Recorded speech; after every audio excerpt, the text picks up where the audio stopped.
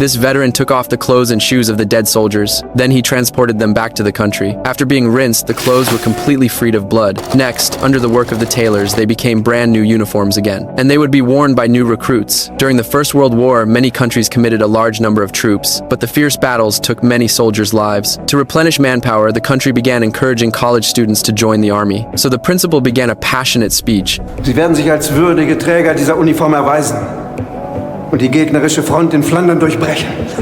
Und dann werden sie in ein paar Wochen schon nun endlich auf Paris marschieren. Ja! Auf in den Kampf! Ja! The students were very excited and they all chose to enlist. New recruit Paul was happy to have his own uniform, but soon he discovered that the name tag had someone else's name on it. Die gehört schon wem?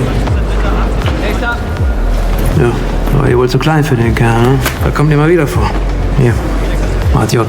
The recruits did not know that their uniforms were filled with blood. At this moment, they even felt excitement for the battlefield. Soon they arrived at the battlefield. But what greeted them were constant explosions and trenches filled with cold rainwater. It was clear that this was not the battlefield the recruits had expected. At night, they finally got to touch their rifles. New recruit Paul found an enemy who was not fully dead, so he immediately fired and killed him. But in the next moment, a bullet found him. Fortunately, the bullet hit his steel helmet. Soon the enemy began bombing. Fear drove the recruits into the bunker. The enemy shells kept falling and the recruits' bodies kept shaking. They finally realized the cruelty of war, but unfortunately, the fragile bunker could not withstand the shells.